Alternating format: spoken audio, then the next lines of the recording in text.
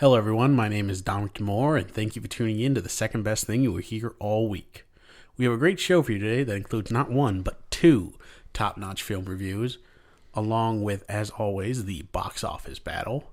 This is the I've Had Better Movies podcast. Let's kick it off. James, what do we have for the fans this week?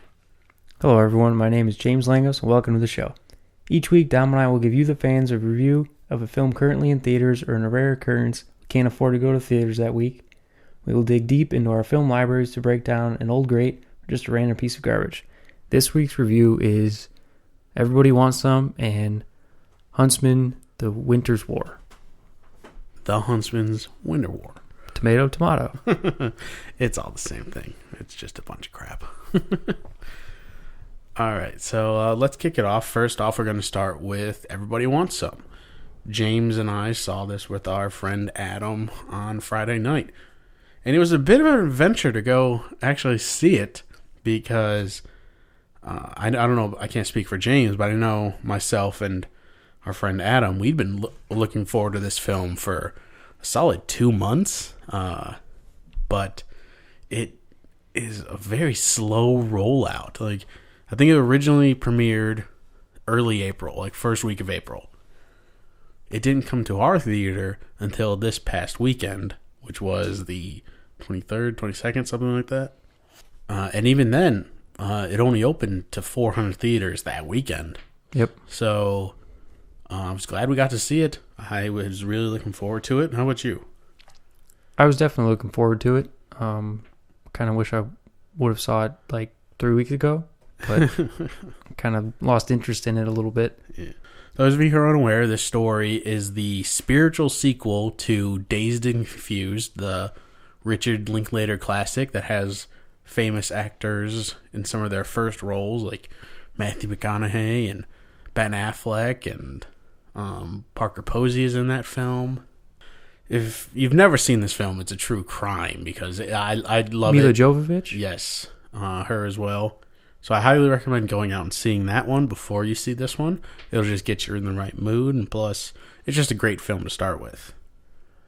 But this film follows Jake Bradford, who is a college freshman who, it's in his first weekend on campus, moves into a team house, and they proceed to party and drink and get to know each other and have bonding moments, go to practice, and basically it just follows them over 3 days. There's no true storyline. There's no major hurdle that people have to face. It's just basically 3 days in this person's life. So definitely a Richard Linklater classic film. It follows his style exactly. Yeah, if you understand what he's trying to portray, it's a good film. I mean, as long as you're not going into it and expecting a whole bunch of comedy and action scenes and crazy stuff, you're not going to get that in one of his films. Mm-hmm. And it is slow, very slow, but it definitely has high enough moments. And if you haven't seen a trailer for this movie, I bet you would like it even more. Yeah, the trailer isn't what it shows in the movie at all. Yeah. So, what are some of your positives about the film? I thought it was funny. I thought there were a lot of good one-liners. I actually enjoyed all the characters. Yeah. I thought all of them were pretty interesting. My favorite was Finnegan, the Ryan Gosling lookalike. I thought he was awesome. I thought he was a good actor, and he did a great job. And he is played by Glenn Powell, who, not like most Linklater films, he does take actors who aren't extremely well known. I mean, the main character of this film, Blake Jenner, I had never seen him in anything before. He was on Glee that I know of, but I don't watch Glee, so there's that. You like Tyler, I don't know how to say his last name. Hoechlin? Yeah. McReynolds in the film. My favorite character was he only goes by McReynolds in the film. He's a senior on the team, and he looks like a pro prospect. At one point, he cuts a baseball in half with an axe. So that was awesome. It was pretty cool. He does it twice, and I wouldn't be surprised, because Linklater wrote this film and he played baseball in college, if he actually saw someone do that at some point which it would be insane. That'd be crazy. I can't confirm it. I haven't heard that directly, but I would not be surprised if it actually happened. I'd like to believe it. So. Yeah. So I thought he was the most interesting character. Like, I wish we would have gotten more from him because he really, I mean, I'm a baseball guy, and he perfectly invokes, like, what kind of teammate I would want I would be. Like, hyper competitive, hates to lose, but overall respects his team, respects his teammates. And one of my favorite moments in the film is actually when he and another player get into it on the practice field. And it's a pitcher versus a hitter. Pitcher tries to show up the hitter. Hitter, who is Hoechlin, he puts one out of the park. They have some back and forth, jawing. And then, like, 10 minutes later, the pitcher comes up and he, like, in traditional baseball format, like, hyper competitive guys, he goes, "Nice hit." The hitter then goes, "We're cool." Gets a slap on the ass, and that's it. Like, yep. It gets squashed like that, like classic sports. Not much emotion. No, like, and I love that moment because, like, I suppose I put myself in it, and I think that's the main draw for this movie. Is I think everybody's going to be able to find somebody to relate to. Yeah, there's enough main characters that I think you can find like little bits and pieces for each character that relate to yourself. Yeah. One of my favorite scenes was when McReynolds and Jake were playing ping pong. Yeah. And McReynolds is supposedly one of the best ping pong players in the house, and he loses to Jake, who is a freshman, and McReynolds flips out and throws his paddle at him, and I loved it. I thought it was awesome. Yeah. Some other actors who are in this, probably the biggest name, I guess you could say, is Wyatt Russell, son of Kurt Russell. He plays a character by the name of Willoughby, and he's the quintessential stoner. He's a pitcher, and his storyline was actually very interesting because it turns out, spoilers, is a 30-year-old man. Mm-hmm.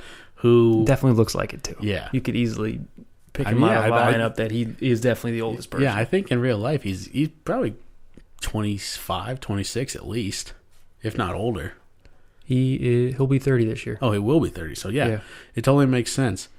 And the idea that it's the 80s, there's no real computer system, there's no real tracking system. I mean, hell, I think DNA was just first getting introduced into court cases. So you could show up someplace with a couple pieces of paper and be like, "Hi, yeah, I'm 20." Transcripts, some class, I'm 22. Prerequisites. And he just goes through life like trying to keep playing baseball, like living the dream, essentially. Mm-hmm. And that felt like this is called a spiritual sequel to Dazed and Confused because it's not like there's no overlaying characters, but that felt like Matthew McConaughey's character from Dazed and Confused. Living in the past, but he understands it and he totally gets it, and it's a good life for him. Like, why give up something that good? Like, squeeze every last bit of fun and enjoyment you can out of it. So I thought that was a really cool message to send. Yeah, I wish I can go back to college. Yeah, I think we all do. So many things I would do differently. Like maybe starting a podcast 3 years earlier.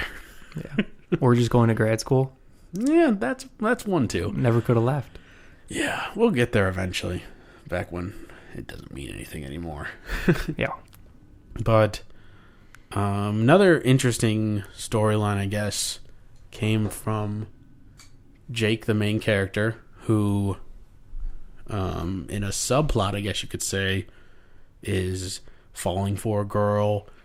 He woos her, essentially, and they have this really tender moment near the end of the film where they're talking about like what brought them to college and things like that, and he talks about how he wrote an essay about the Greek myth of the man who was sentenced to life or eternity of pushing a boulder up the hill, only to have it come back down and he has to push it up again. And he highlighted the positives of it, saying that it was a gift or a blessing by the gods because it allowed the man to focus on one solitary thing. And he likened it back to baseball and about how that's what he's currently doing. He's focusing on baseball and everything else will come. So I thought that was interesting. It's probably a little deeper than that, but that's how I saw it. Yeah, I mean, I think it was good to have that in there because everyone else in this film kind of feels like just a meathead. A little bit. And I think it was good to have him. Well, your favorite character, he seemed smarter. yeah, and like he has these moments where like Intellectual background, I guess you could say. Yeah, and he's like, I'm gonna clean up the language a little bit, but when we're on the baseball field, all you guys can talk about is women. And then when we're around women, all you can talk about is baseball. Like, Yeah. it was cool. What are some of the things you didn't like about the film? Felt really, really slow. It was. Felt every bit of 2 hours. Yes, it did. Honestly, it felt like 2.5. Yeah, it was. James and I have seen a lot of movies this year. And a lot of times you'll hear us talk about how a movie feels slow and pacing just feels off. But honestly, this was the longest movie I've seen all year. That's including The Bronze, which... And The Revenant. Yeah. Which was actually like 2.5 hours. Yeah. This is nowhere near The Bronze as in like a bad movie-wise. No. For me, personally, some things that I didn't like... There were moments that I thought could have been played out a bit more, I suppose. Like, for instance, Jake has a roommate who is also a freshman who plays the quintessential hillbilly with a girlfriend back home. So he's always calling, and his teammates make fun of him and things like that. Which was really funny, by the way. It was. Because they called him just some hillbilly name that wasn't even close to his. I believe it's something Buter. Yeah, Buter Perkins. Yeah, Buter Perkins. And he has this moment early on where he's a straight dick. Mm-hmm. Like, Jake is trying to come back to the room and have some alone time with a female, and the guy's like, "No, you're not gonna do that. I'm gonna stay in here with my friends." Yeah. And you're expecting something to come of that, like along the movie, like some blow up or anything, but nothing really happens there. And again, that probably goes back to the idea that this movie follows real life a bit more. Like, it's not really a movie. There's not these major plot points that happen. It's, this guy's kind of a dick. You just don't really hang out with him. Like, he's your teammate, you respect him, but you aren't friends. You don't have to be friends with your roommate, stuff like that. Mm-hmm. One thing I did like that is actual callback from the trailer is they went to a bunch of different like events in the 3 days. Yeah, like different bars and concerts and things like that. Each event was completely different. Yeah. One was a disco bar, one was a country bar, and one was like a punk rock bar. Yeah, it was pretty cool. Yeah. It was funny that they even like they make note of it in the film. They're like the main character's like, I think I'm having a bit of identity crisis. Yeah. What do you mean? Well, we danced at a disco, we toe tapped at a country line dancing bar, and now we're punks for a night. So that was cool, and plays into the whole idea that in college it's all about finding yourself, and like where you don't have to be this one certain thing, you can experience it all. So I liked it. What'd you think about the ending? I wasn't expecting it to end right there, but I think that was a good thing. I kind of like going in the movie and not knowing when it's going to end. That's a good point. Because the final 20-25 minutes, I was like, is it going to end here? Is it going to end here? Yeah, and no, it's still got another 15 minutes, and then it's done. Yeah, you didn't know when it was coming, and that was definitely a positive. Because they did lead into, I think they went to one class together that you saw. Yeah, you saw about 3 minutes of a class. 3 minutes of a class, and I mean, you probably thought that they weren't going to even get to the classes. Probably, yeah. So, overall, it's not a bad film. It's nowhere near Dazed and Confused for me. But this is, much like Dazed and Confused, it didn't do well in the theaters, but 5 or like 10 years down the line, I could definitely see this movie becoming a bit more of a classic. I agree. I think it has great rewatchability. I think so too. It's definitely one of those movies where once it's on DVD, you can throw it on and hang out with your friends and stuff, because there are moments there like you can have a conversation and things like that and not have to focus so much and then come back for the real highlights. Yeah. When it comes on TV, at any point it's on TV, you can sit and watch the rest of it. Yeah, absolutely. Let's go on to our ratings. I'm going to give Everybody Wants Some a 6 out of 10 because it felt long and a movie's supposed to keep your interest the entire time. And there were some points that were boring because there just weren't humor, and I don't know if they were just trying to set up different points in the film, but it just felt boring to me at times. Yeah, that makes sense. I'm on a similar pattern as you. I also am going to give this film a 6. Over time, I think I'm not saying right now it will or in the next few days, but I guarantee it'll probably get up to a 7 for me, like in 5 years. Like if I rent this on Netflix in 2 years or something like that, or I see it in the $5 bin at the store, I'll probably buy it and it'll probably jump up for me. But being a baseball fan, it had some real hits on there for me. I liked the story. I liked several of the characters, and I mean I love Richard Linklater's work anyway. So it's a quintessential Linklater film, and I hope that he does one in the 90s too. Might as well. Yeah, like do a 90s version where it's like somebody graduating college. That would be cool. Yeah, and doing what? Just going to work and trying to find a job and stuff like that. Going on interviews. Yeah. Plus the 90s. Granted, I'm a 90s baby, but for some odd reason, it's my favorite time period. Short of like the 40s and the 30s. Yeah. Like, I love the fashion. I love the music. Yeah. It's all kind of shitty, but I personally love it. All right, that was our review for Everybody Wants Some. Let us know what you guys thought of the movie if you went and saw it, which, judging by how many listeners we have and how few showings there are of this movie around the area we are, I doubt anybody actually saw it. But if our review has meant anything, go out and see it. I think we would both recommend going and seeing it in the theater.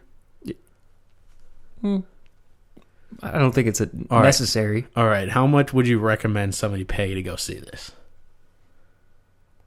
You want percentages or what? Give me a dollar value. Dollar value? It's probably worth about $5-6. All right. So if you can get to a first showing at a non-Cinemark theater, you might be able to see it for that. Yeah, no, solid pricing. Yeah, I like it. I'd go $7, which is Cinemark's first showing, right? Cinemark's first showing up until like 3:00. What's our next film, James? The Huntsman: Winter's War. Nice. Got it right this time. All right. Why don't you tell the people what this movie's about? This movie is a sequel. If you saw the trailers, you might have thought it might have been a prequel, but it is not. It is a sequel to Snow White and the Huntsman. And this brings in Charlize Theron's character's name is Ravenna. Queen Ravenna. Queen Ravenna. Much like the city in Ohio. Yeah. Evil. This brings in Ravenna's sister, Queen Freya. Freya? Freya. Or for some of us, Elsa from Frozen. Yes. Could be the same character. They are the same person. Just one's kind of a bitch. Yeah, that's true. It brings the two... Like, they even both go into the mountains and build an ice castle. Yeah. To be, like, away from everybody. I don't know, tell you they stole it from Disney? Or Disney stole it from them? Well, no, they stole it from Disney. Because this is a Universal film. So... Yeah, and it came out after. It did. So it... Okay, so it introduces Queen Freya. And then also introduces Sarah. Yes, played by Jessica Chastain. My favorite. Who is also a huntsman. Kind of weird to call her that, but she is. Yes, essentially, Queen Freya, after the death of her daughter, who is a baby, who, spoilers, if you've seen this movie and even saw the trailer and didn't pick up on the fact that Ravenna, Charlize Theron, killed Emily Blunt, Queen Freya's daughter, you're an idiot. So once the baby dies, she runs off into the mountains and creates her own army from the children of the lands that she conquers, which is where we first meet Chris Hemsworth and Jessica Chastain, who become huntsmen. And those two are the huntsmen that Queen Freya likes the most, and they're the best, or the most well-trained. And basically, Freya's trying to conquer as much real estate as she can. Yeah, pretty much. And Jessica Chastain and Chris Hemsworth fall in love. And Queen Freya doesn't like love because she lost her child and is crazy. Yes, the basis of all flawed movies. Yeah. Like, any movie that gets based around the, like, simple concept of love does not exist, or any emotion or something that, like, love is evil, hate is great. It's been played out a little too much. It has been. I think that's just Hollywood. Yeah, so this all gets explained in roughly the first 12 minutes of the film. And then we get into the, I guess we could say, meat of the movie, which... Meat and potatoes? Yeah, which is the actual sequel part, because everything we just described takes place in a prequel fashion before the events of Snow White and the Huntsman. So after those events, we find out that the magic mirror, the classic mirror, mirror on the wall, who is the fairest of them all, which was in the possession of Queen Ravenna, is stolen / misplaced, because apparently their guards suck. And the huntsman is charged with going to find it. Along the way, the Emily Blunt's character finds out that the mirror is available. She sends people after it. Chris Hemsworth gets his ass kicked. And Jessica Chastain, who everybody thought, everybody in the movie thought was dead, but everybody watching it was like, yeah, no, she's not dead. Yeah, there's no way. They killed her in the first 6 minutes. Nope. Get a smaller, no-name actress. Maybe you got me. Jessica Chastain, 0 chance. Yep. So then she and Chris Hemsworth team up to go and retrieve the mirror for something that doesn't really matter and gave no real advancing to the plot, only to then have to go back to the Queen's Palace and take on both Emily Blunt and Charlize Theron. Okay. Basic plot lines of the film. That's all you really need to know to get the gist of it. James, what are your thoughts? Positives. Positives? Positives. First off, Jessica Chastain's in the film. Positive number 1. Negative number 1, her accent. I was going there next. You jumped the gun. Yeah, her accent was rough. I wish she just would have spoke normally. Yeah. It would have been fine. No one would have noticed. Yeah. It would have been okay. All right. But as we were focusing on the positives, so how about any other positives you have? CGI.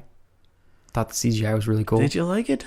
I liked the gold of the mirror. The gold was cool. It had elements. The goblins I thought was rough. Yeah, the gorilla goblins. One goblin looked good. As soon as they got multiple on film, they're like, oh, we can't really afford that kind of detail for all 6 of these guys. Which is fine. It's understandable. Yeah. I get it. Chris Hemsworth, his acting. Yeah. I thought he actually did a pretty good job for Chris Hemsworth. Yeah, arguably one of his best performances. Excluding Rush. Yeah. The rest of his films aren't too high quality to begin with, but I thought he was perfectly good, fine in this movie. Mm-hmm. The writing was a little bit too based on hey, look how good looking I am, so I don't really have to say anything here. There's a whole lot of smiling and winking that the character does. Come on, we all love that out of Chris Hemsworth. Yeah, I mean, the man's an attractive son of a bitch. Let's face facts. Emily Blunt, how'd you like her? I liked her. Some of the dialogue was a little bit cheesy. It was, but only when she was talking about the love stuff. But any actor, you could get Leo up there talking about that concept, and it's still gonna suck. But in the opposite spectrum of things, where this is one of Chris Hemsworth's best performances, but it's not a great performance. This is probably one of Emily Blunt's worst performances, but it's not a horrible performance. It's just she has so many stacks on stacks on stacks of great performances. When one of these comes along, it's tough to enjoy. But on a personal level, I liked her delivery on most lines because she's the Ice Queen, so she's attempting to give these emotionless, unmoving face speeches or lines, and I thought she portrayed it well for the most part. The writing betrayed her because she looks like an idiot when it's like, you killed my daughter? How dare you? Like, of course she did. You bumped into her on the way to the room. Yep. Chris Hemsworth and Emily Blunt, both on my list. Nick Frost, actually, who plays a dwarf in the film. I liked him.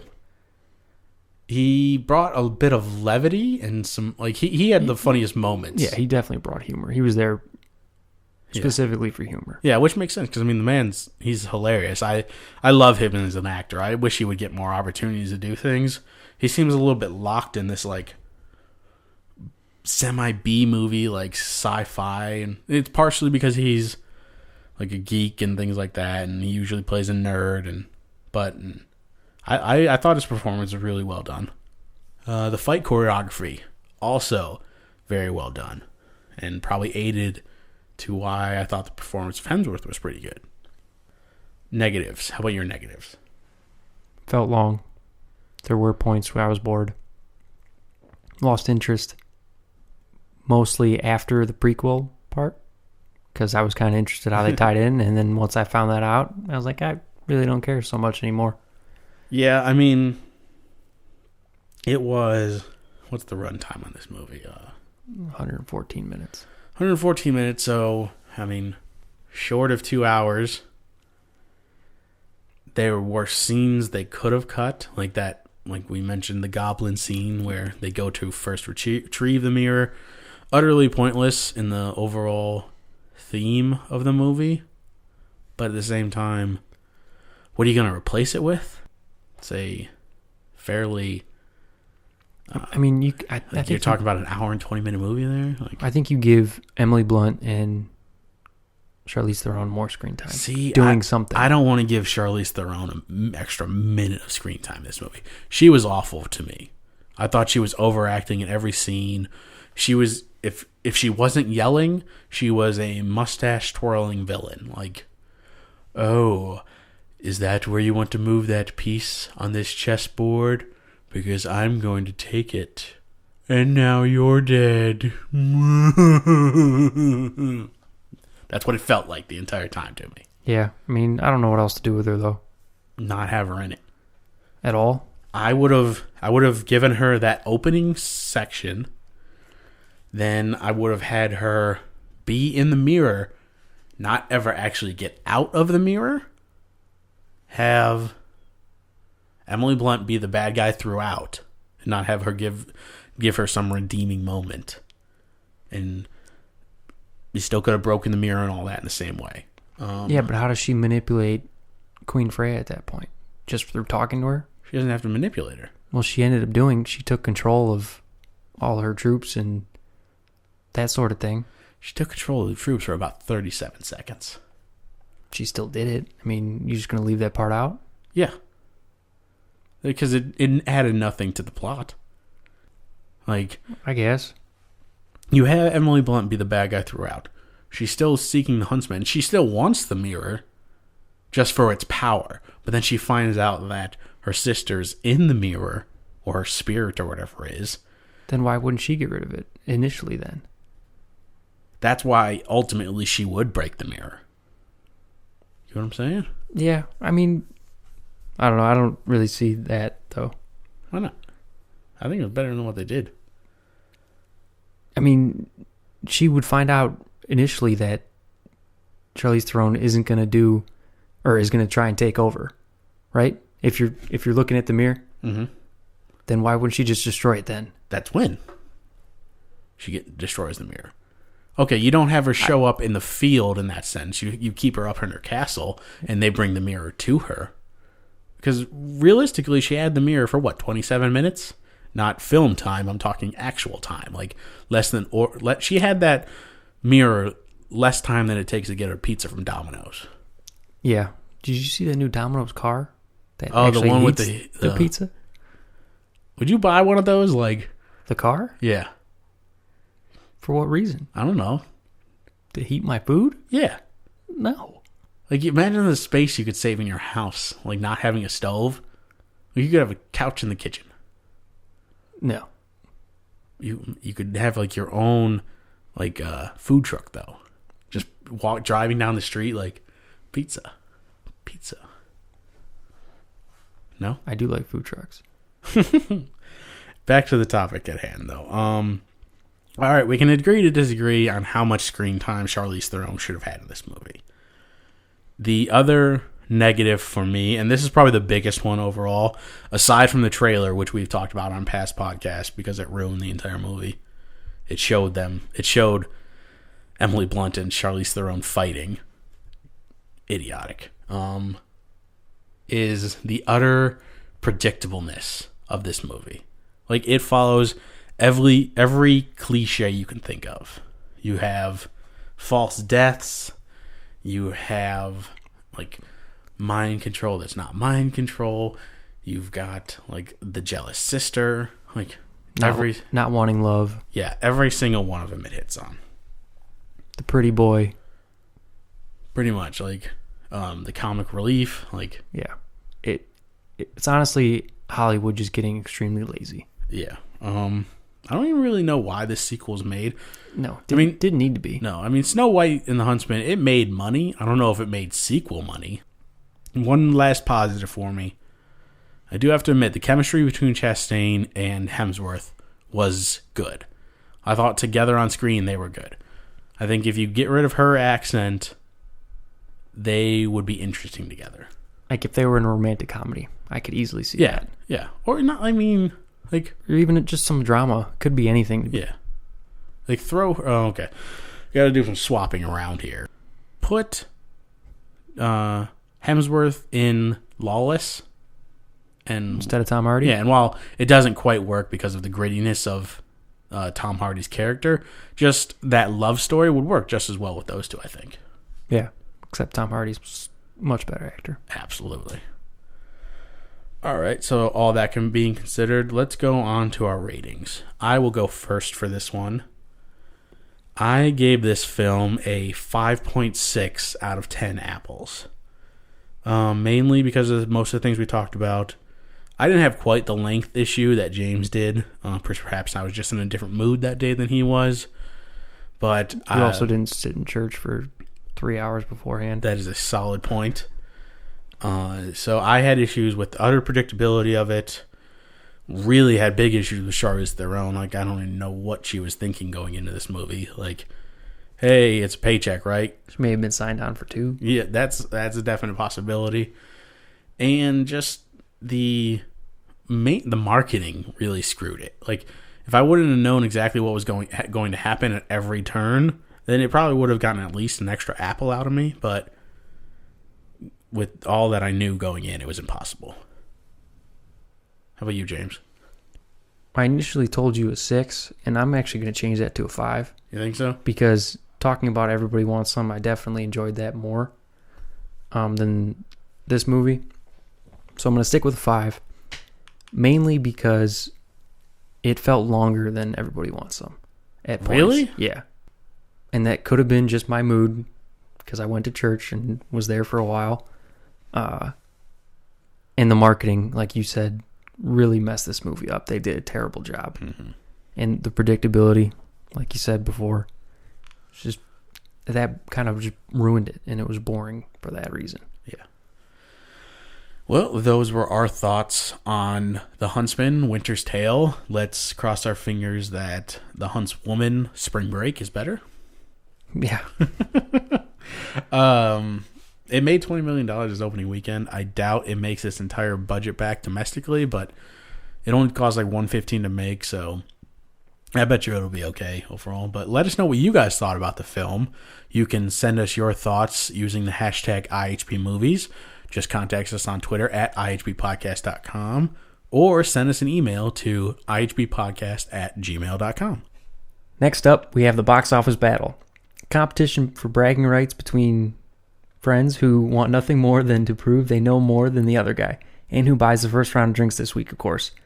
How the game works is each week, my co-host and I will predict the top 5 films at the box office. Whoever gets the closest to the correct order wins the point for the week. And the results for this week are as follows. In first place, for the second straight week, and only dropping off a measly 41%, was Disney's The Jungle Book, earning $61 million. In second place, which if you were listening to the review before, may surprise you, was The Huntsman Winter's War, debuting with $20.1 million. The third spot goes to Barbershop, The Next Cut, impressively dropping off less than 50% from its opening weekend, earning $10.6 million.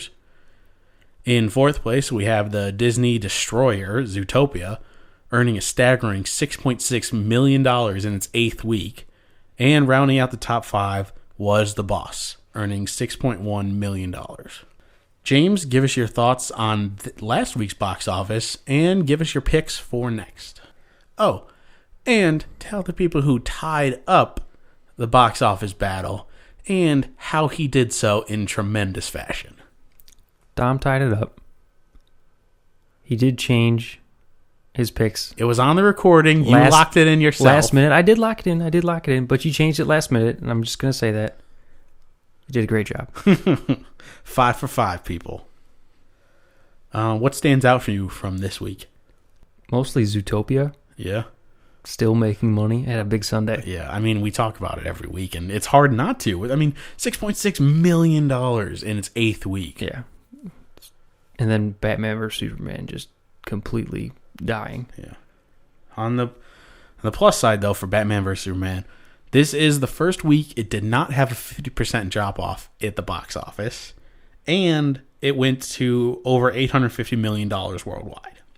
So, they're not hurting that much. Like, it sounds so disappointing, and it is disappointing they're not going to get to $1 billion, but $850 million is still a lot of money. Yep.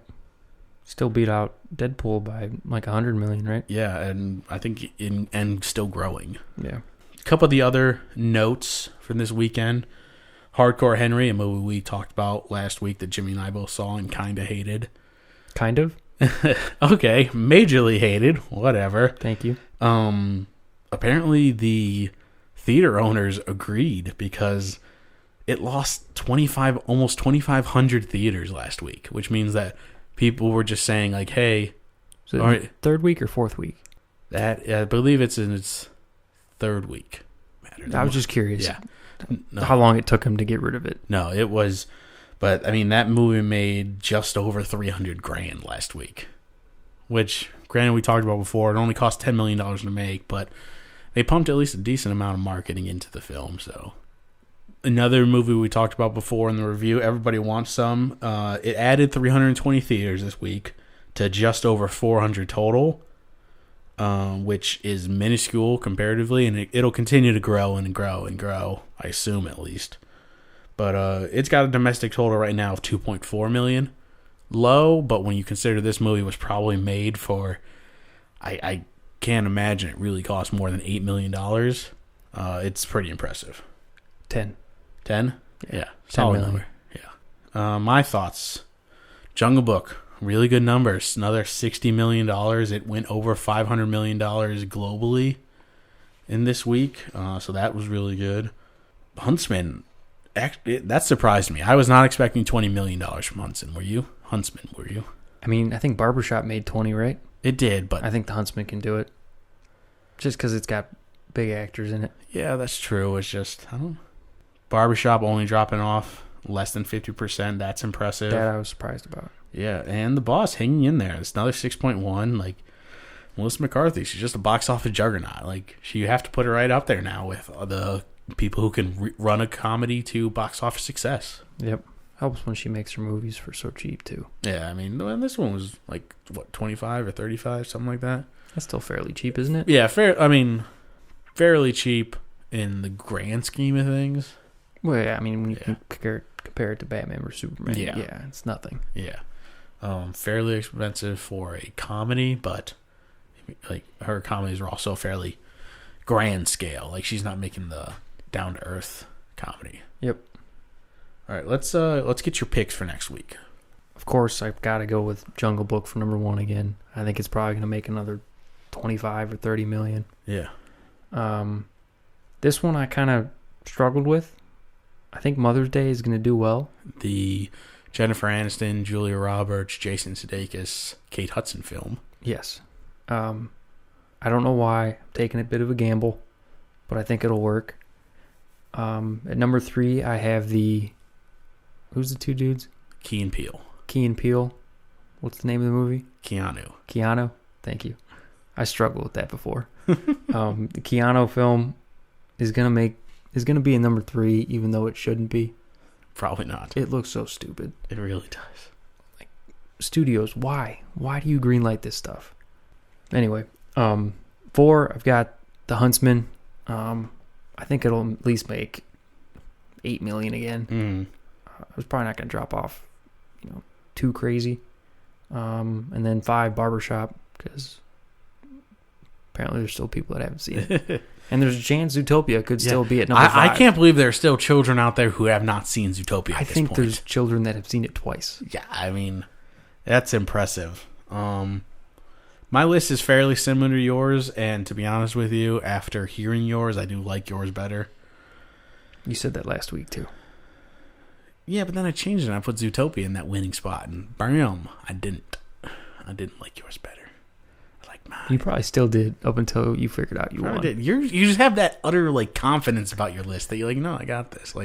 It's intimidating, James. I can't help it. But my list is Jungle Book number 1.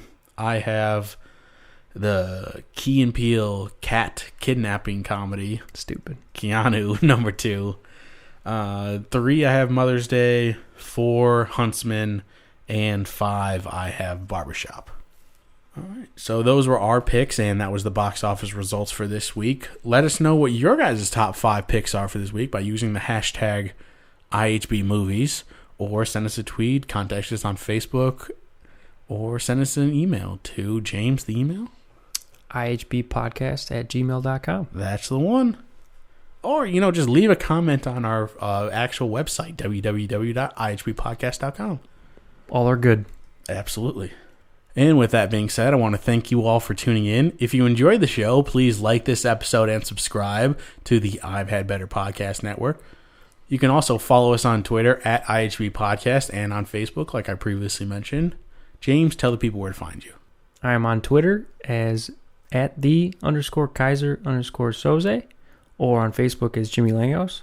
Don't forget to check out the website, www.ihbpodcast.com. And don't forget to like and subscribe our iTunes page. Yep.